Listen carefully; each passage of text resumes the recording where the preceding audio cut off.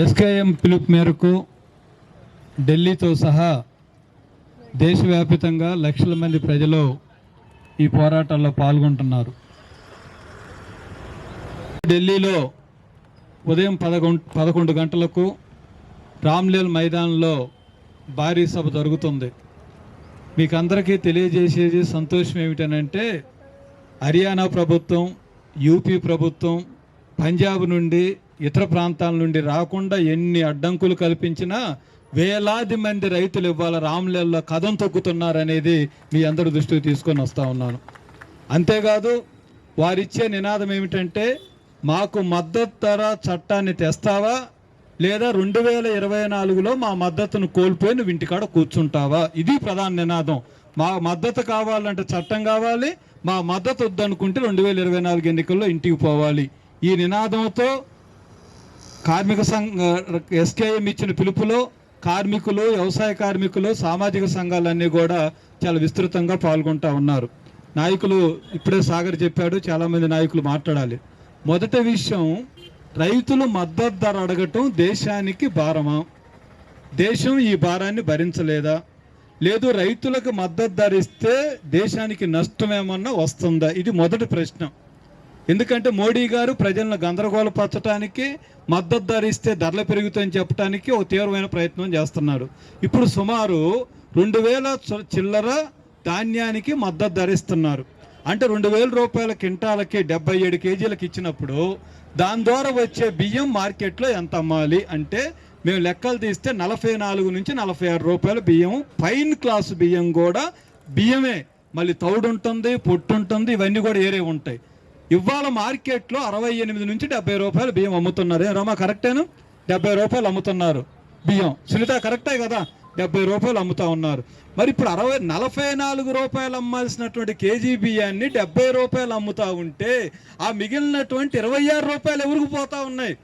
ఎవరికి పోతున్నాయి అంటే అంతర్జాతీయ వ్యాపారం చేసే ట్రేడర్లకి, బ్లాక్ మార్కెట్ వాళ్ళకి, కంపెనీల వాళ్ళకి పోతా ఉన్నాయి. రేపు మద్దతు ధర చట్టం వస్తే రైతుకి పెట్టిన ఖర్చు అంటే 2000 రూపాయలు ఒక క్వింటాల ఖర్చు అయితే, దానికి C2+ అంటే 1000 కలిపితే 3000 రూపాయలు ఇస్తే, 3000 రూపాయలు ఇచ్చిన వినియోగదారుడికి 55 రూపాయల్లో కేజీ బియ్యం ఇవ్వచ్చు అని మేము సవాల్ చేస్తా ఉన్నాం. మోడీ గారు సిద్ధంగా ఉన్నాడా?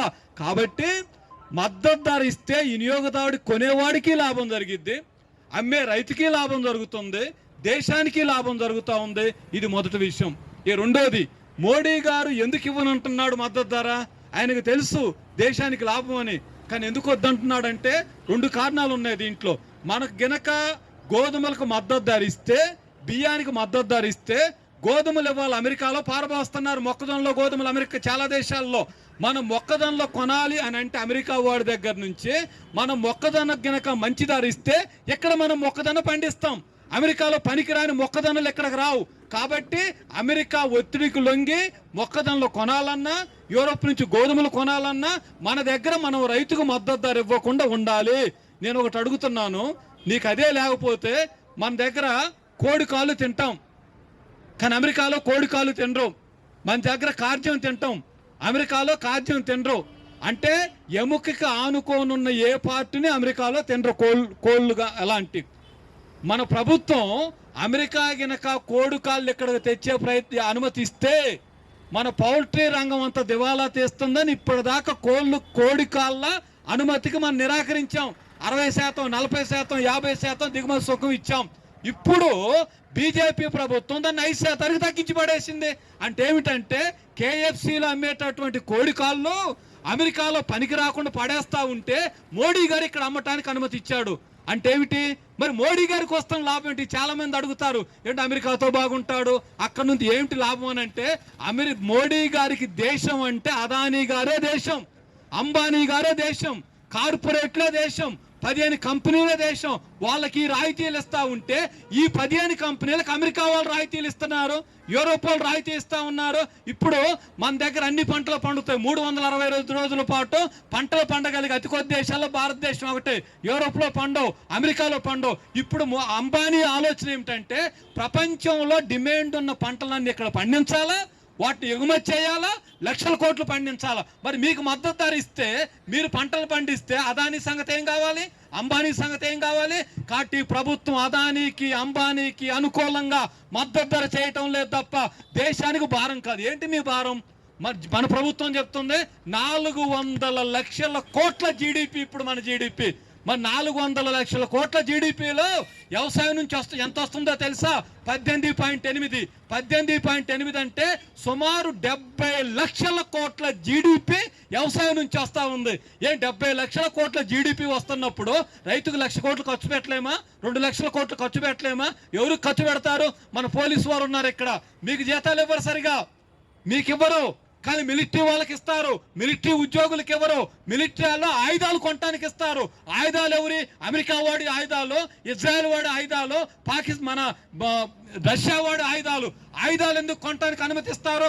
ఆయుధాలు కొంటే అంబానీకి లాభాలు వస్తాయి. ఆ లాభాలు వస్తే వచ్చేసారి ఎన్నికల్లో ఓట్లు కొనడానికి డబ్బులు ఇస్తారు. కాబట్టి ఇది కార్పొరేట్ల ప్రభుత్వం, ధనవంతుల ప్రభుత్వం, పేదవాడి ప్రభుత్వం కాదు. రేపు మద్దతు ధర కనుక ఇవ్వకపోతే ఆహార భద్రత వస్తుంది.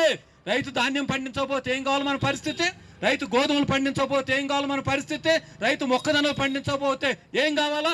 ఏం కావాలంటే మనం దివాలా తీస్తాం, విదేశాలు బాగుపడతాయి. కాబట్టి మేము అందరం ఎస్కేఎంలో ఎందుకు పాల్గొంటున్నాం గత 4 సంవత్సరాలంటే, స్వాతంత్రం వచ్చిన తర్వాత దేశం కోసం, దేశ భద్రత కోసం, దేశభక్తి కోసం జరుగుతున్న మొట్టమొదటి దేశవ్యాప్త పోరాటం ఏమిటనంటే అది ఎస్కేఎం పోరాటం అని మేము భావిస్తూ ఉన్నాం. కాబట్టి ప్రజలందరూ దీంట్లో పాల్గొంటా ఉన్నారు. కాబట్టి దీన్ని ఉధృతం చేయాలా, విస్తృతం చేయాలా, మద్దతు ధర అన్న రావాలా, లేదు మోడీ ఇంటికన్నా పోవాలా, లేదు ప్రజా పంపిణీ వ్యవస్థ అన్న బలపడాలా, లేదు మోడీ ఇంటికన్నా పోవాలా. రేపెల్లుండి ఎన్నికల షెడ్యూల్ వస్తుంది. నేను కోరేది తెలంగాణ ఎస్కేఎంని, తెలంగాణ సంఘాలని ఊరు వెళ్ళాలి, గ్రామం వెళ్ళాలి. తెలంగాణ రాష్ట్రంలో బీజేపీని కానీ, బీజేపీ మద్దతు ఇచ్చేవారిని కానీ ఒక్క పార్లమెంటు సీటు కూడా గెలవనివ్వకుండా తెలంగాణ సాయుధ పోరాట వారసత్వాన్ని మనం నిరూపించాలని కోరుతూ మీకు అందరికి విజ్ఞప్తి చేస్తూ నమస్కారం. సెలవు మిత్రులారా.